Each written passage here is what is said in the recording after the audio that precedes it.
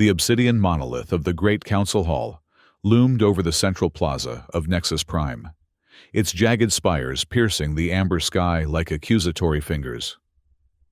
Ambassador Alara Zane paused at the base of the grand entrance, her gaze traveling up the oppressive architecture that seemed designed to remind visitors of their insignificance. After 20 years as Earth's lead diplomat to the Galactic Council, she had grown accustomed to the building's psychological warfare, but never comfortable with it. "Another day of pretending we're equals. Ambassador." The voice belonged to Kiv, her Araxian attaché, his translucent exoskeleton shifting colors to match her Navy diplomatic uniform, a gesture of solidarity that would cost him dearly if observed by his superiors. Alara straightened her posture, feeling the weight of Earth's expectations on her shoulders. "Not pretending today, Kiv, reminding." The vast rotunda inside bustled with the representatives of over 300 spacefaring civilizations. The more established species, those with seats on the inner council, moved with practiced confidence through the chamber.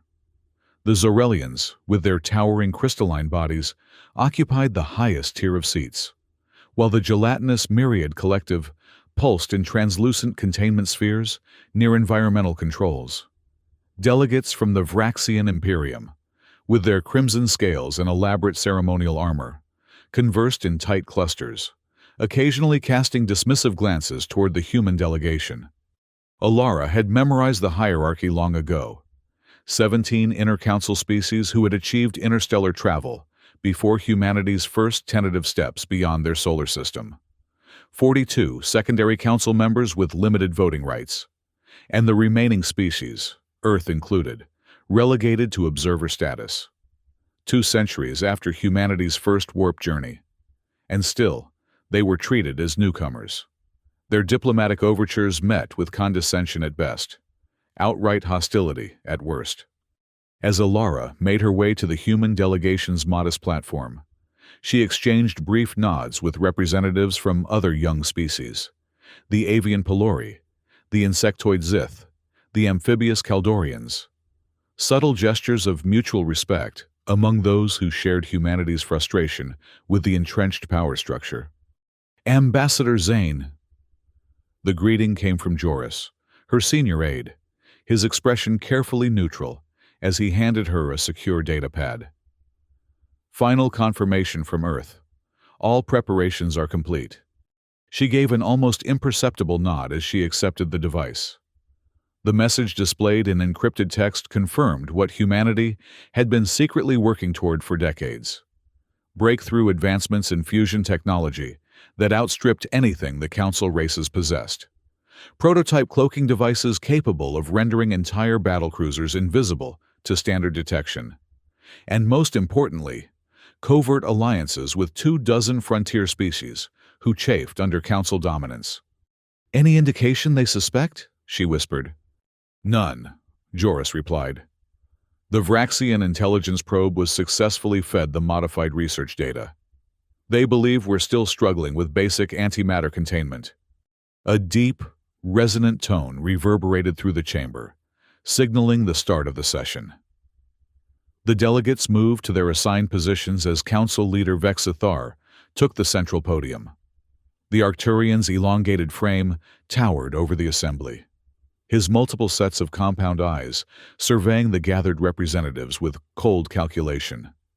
"Esteemed members of the Galactic Council," Vexithar began, his voice amplified and translated simultaneously into hundreds of languages. "We convene today to address matters of interstellar security and the preservation of our established order." Alara felt a prickle of unease. Security discussions were typically scheduled weeks in advance, yet this had appeared on the agenda only hours ago. She accessed her neural implant, sending a discreet alert to President Rowan back on Earth. Vexthar continued, his secondary limbs manipulating a holographic display. "It has come to the Council's attention that certain developing species have been engaging in potentially destabilizing activities. Unsanctioned technological research, unauthorized diplomatic initiatives, and concerning military buildups. The chamber's atmosphere thickened with tension as various observer species shifted uncomfortably.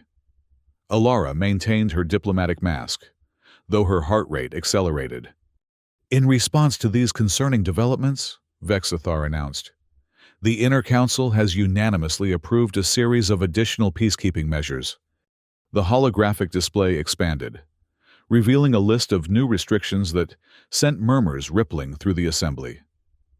Alara scanned the document with growing alarm.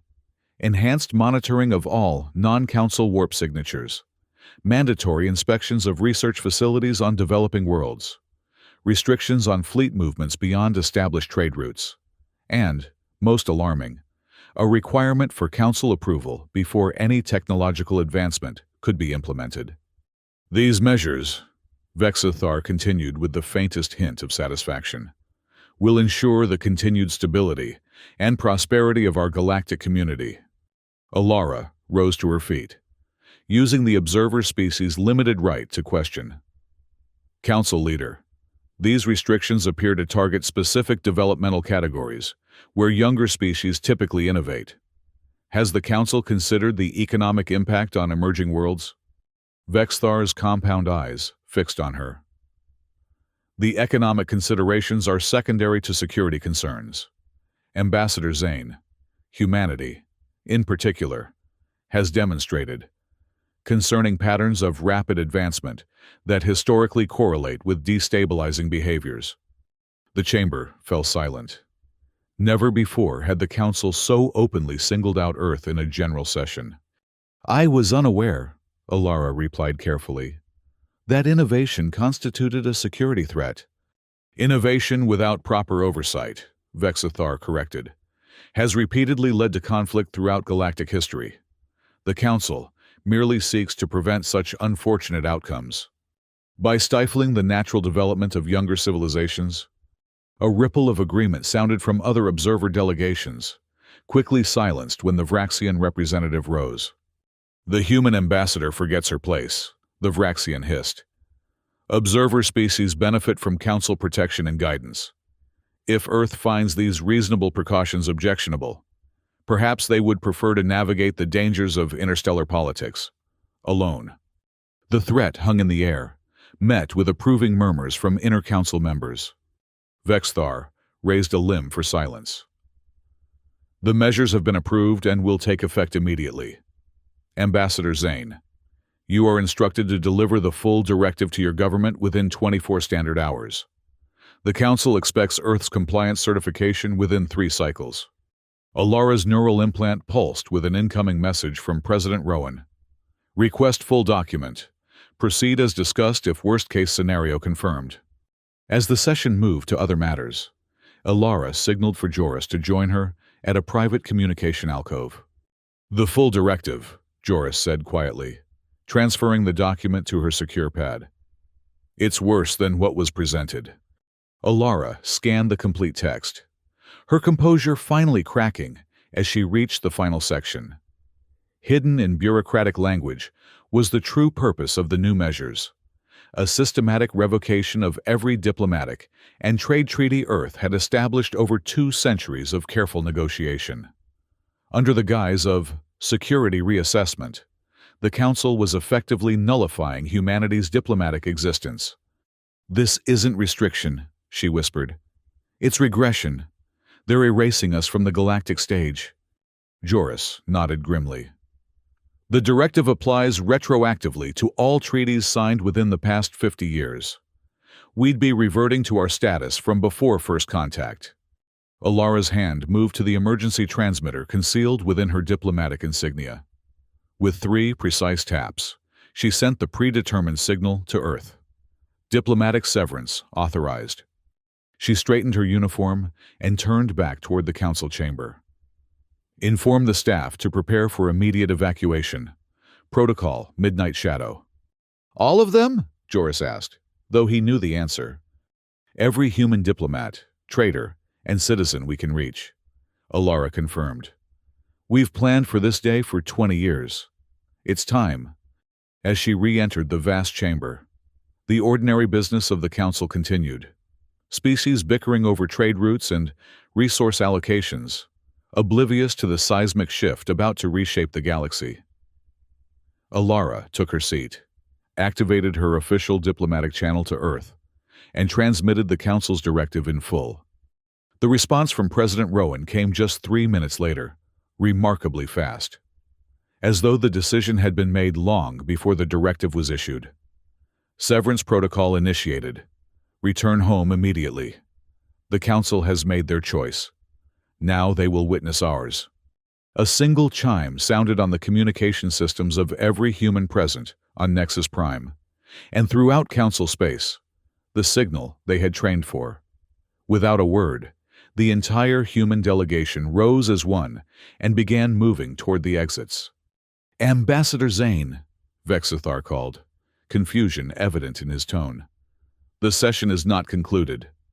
Alara paused at the threshold of the grand doorway, the entire human delegation behind her. She turned, meeting the Council leader's compound gaze. "For humanity," she replied clearly, her voice carrying across the suddenly silent chamber. "It is." With that, she turned and led her people out of the Great Council Hall for the final time. The evacuation proceeded with the precision of long preparation. Throughout Council space, human embassies powered down their systems. Diplomats and staff boarded pre-positioned transports, and within 12 hours, the first signs of humanity's unprecedented response became apparent. On Earth, President Marcus Rowan stood before the Global Assembly, his weathered face solemn on view screens across the planet and its colonies. "For 2 centuries, he began, humanity has abided by the rules of a system designed to keep us subordinate. We have endured condescension, restriction, and outright sabotage of our advancement. We have watched as our discoveries were appropriated, our territories limited, and our sovereignty undermined." The massive chamber was silent. Representatives from Earth's nations and orbital habitats listening with grim attention. Today, the Galactic Council has shown its true intent. Not partnership, but control. Not guidance, but suppression. Rowan's voice hardened. Their directive would erase 200 years of diplomatic work and reduce Earth to a client state. Our future determined by species who fear our potential. He paused, his gaze sweeping across the assembly. "We will not comply. Effective immediately. Earth and all human settlements are severing all diplomatic relations with the Galactic Council and its member worlds. Operation Celestial Sanctuary is now active." Throughout human space, the response was immediate. Military vessels activated long-concealed weapon systems. Research stations transmitted data to secure locations, then initiated purge protocols. Colonies began systematic evacuation procedures. Citizens boarding massive transports bound for the hidden sanctuary, prepared in the Celestian Nebula, a vast, radiation-shrouded region that Council sensors couldn't penetrate. On the frontier world of Helios Prime, a human mining colony of 8,000, Administrator Lin watched as the last transport lifted off, carrying the remaining colonists and essential equipment. Around her, demolition charges had been placed throughout the settlement, not to destroy, but to remove all evidence of humanity's technological advances. "Transport away, Administrator," her security chief reported. 30 minutes to rendezvous with the escort fleet." Lin nodded, taking a final look at the colony that had been her home for 15 years. "Initiate final sequence. Leave nothing for them to study." Across 100 worlds and stations, similar scenes played out. Humanity didn't just leave. They erased their footprints, taking with them the fusion reactors that powered Council outposts, the medical synthesizers that produced treatments for dozens of species, the gravity stabilizers that maintained habitable conditions on artificial worlds. They left behind only basic infrastructure and silence. 3 days after the human delegation walked out of the Council Hall, the first reports of systemic failures began to reach Nexus Prime. Vexthar stood in the Council's emergency chamber, surrounded by holographic displays showing cascading crises across council space. The myriad representatives' containment sphere pulsed with agitation. The humans have taken everything. The collective consciousness transmitted. Our outpost in the Cygnus sector has lost all power. 15,000 of our polyps face extinction without the environmental systems.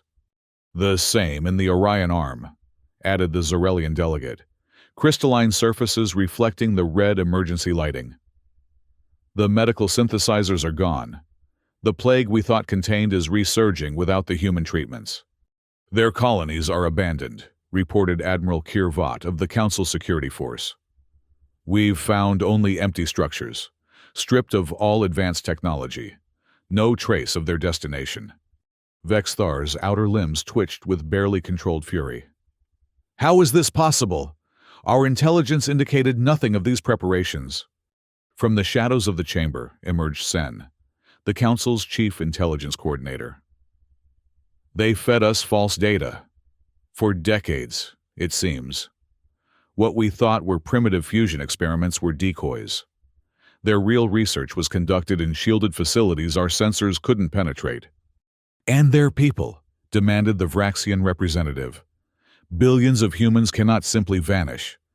Yet they have, Sen replied. At least from Council space.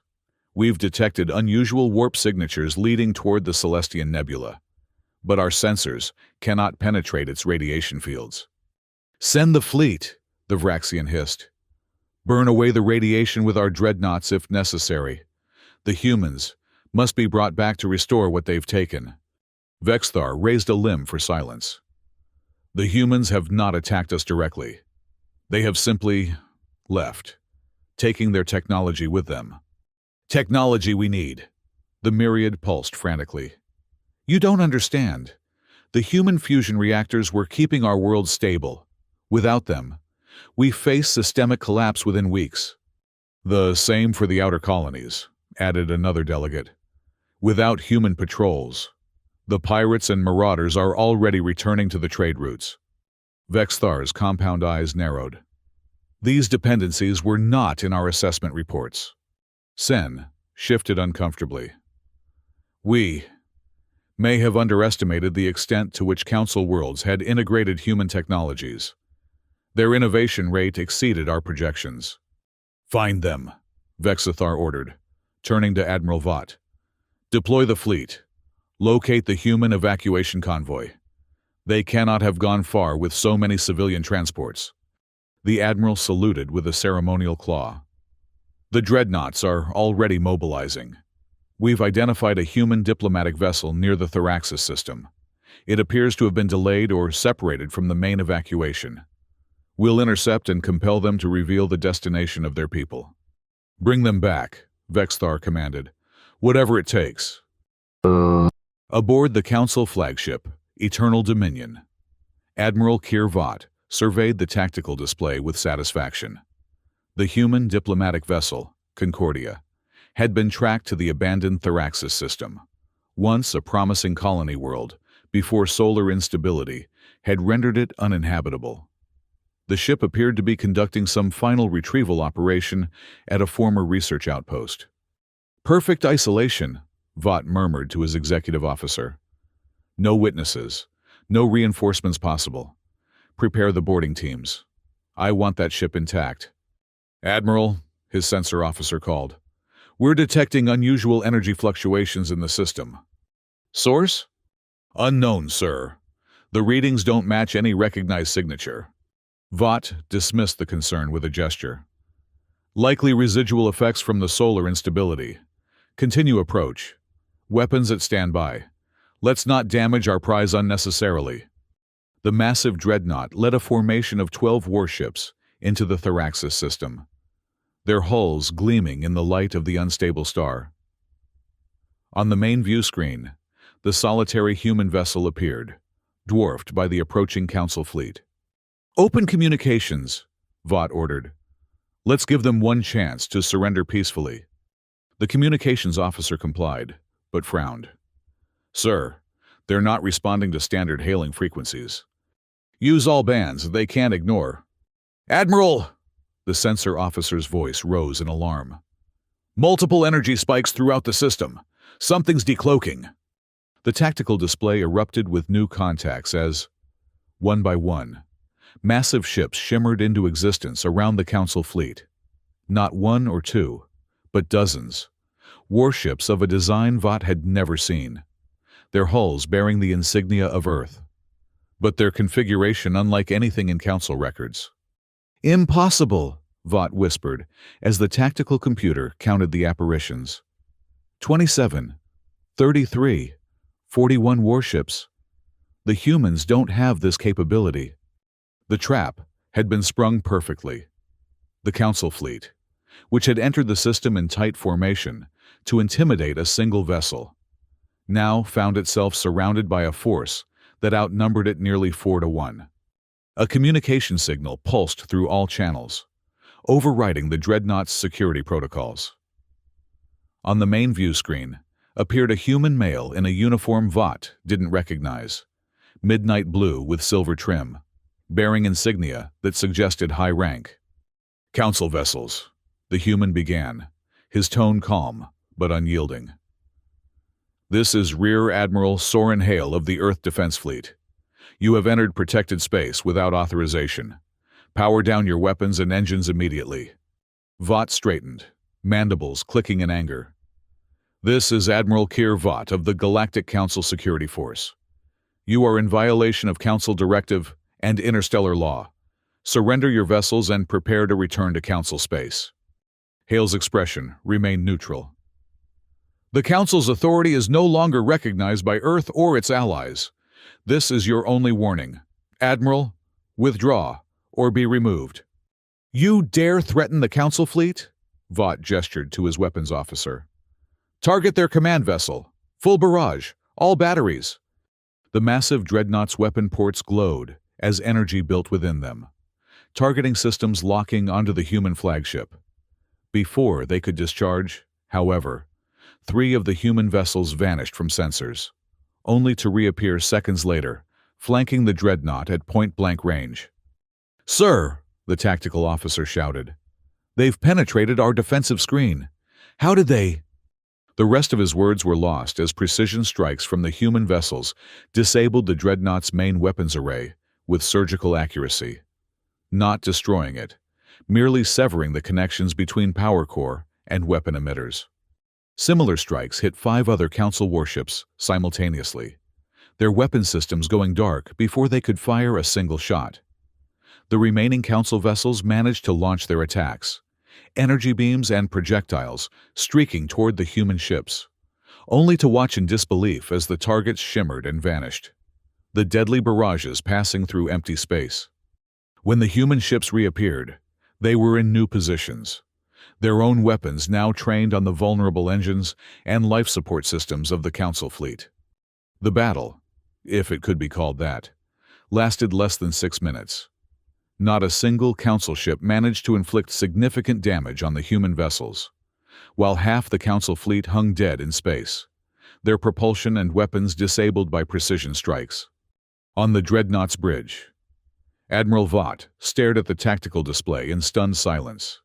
His mighty fleet, the pride of Council space, neutralized without a single casualty on either side. The communication channel opened again, Rear Admiral Hale's face appearing on screen. "The demonstration is concluded.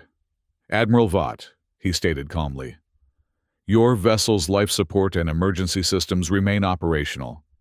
Repair crews will be permitted to restore basic propulsion in 24 hours, sufficient to return to Council space." Vought's mandibles clicked in impotent rage. "This act of war will not stand. The full might of the Council was represented by your fleet, Admiral." Hale interrupted.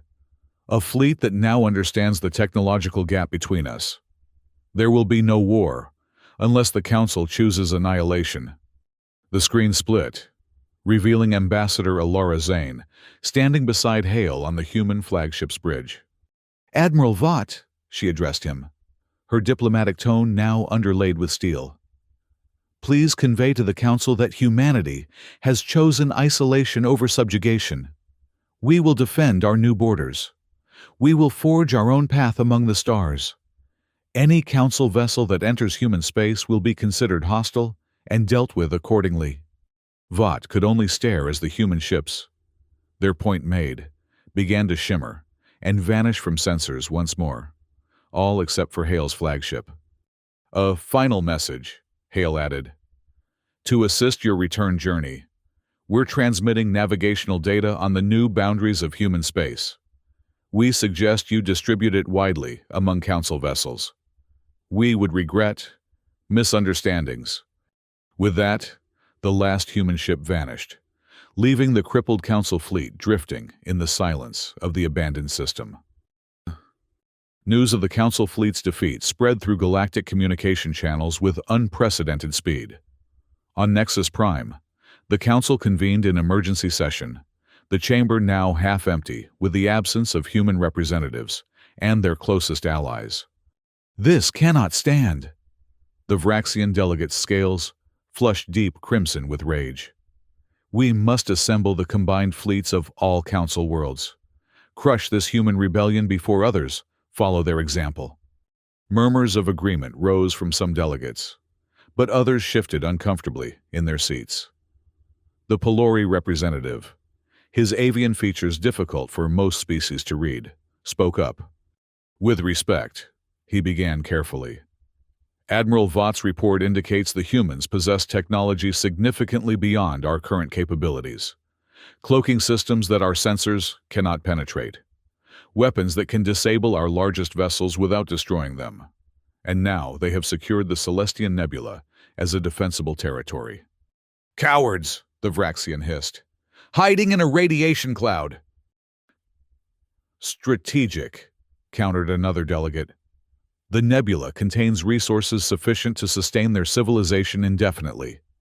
Its natural radiation shields them from our sensors.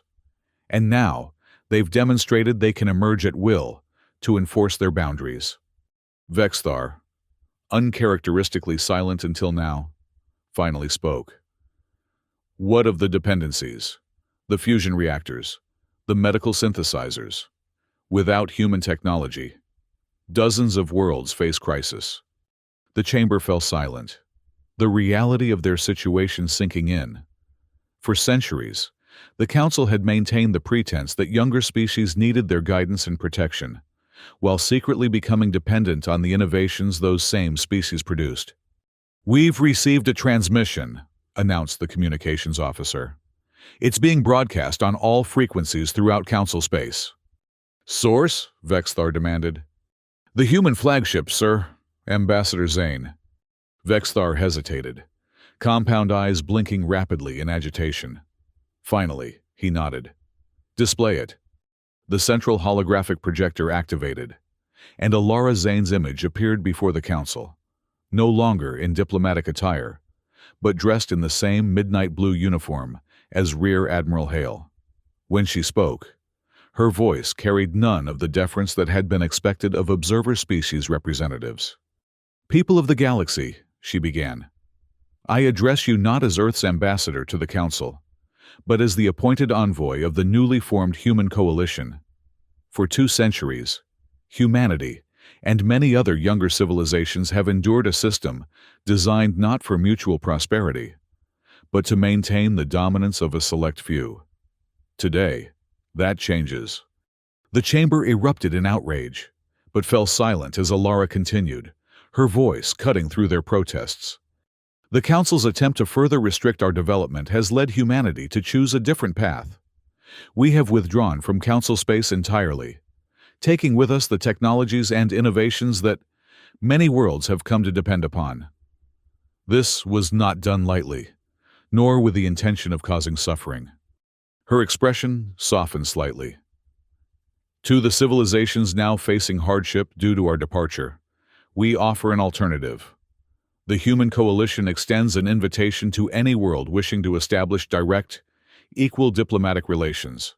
We offer fair trade, technological exchange, and mutual defense, without the Council's restrictions or hierarchies.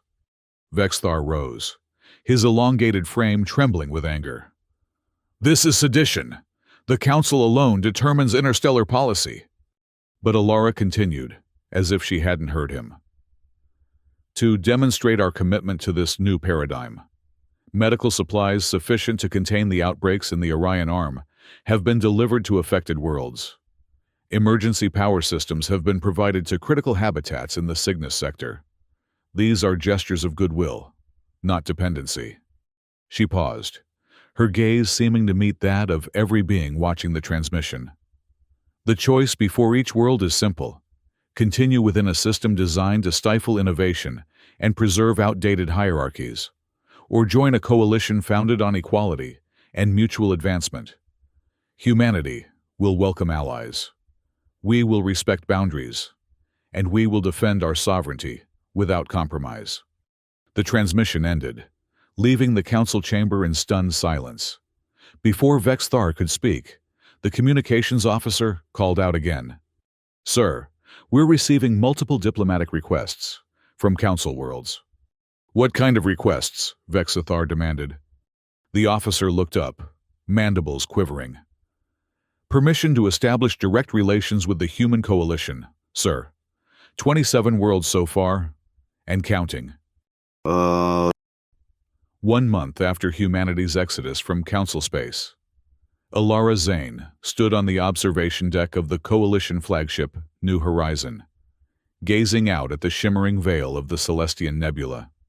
Behind the protective radiation barrier, the massive evacuation fleet had established the beginnings of a new human center, not just a single world, but a network of habitats, research stations, and defensive outposts. "Quite a view," Rear Admiral Hale commented as he joined her at the viewport.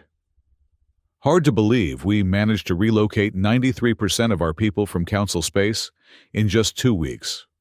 "We've had decades to prepare," Alara replied.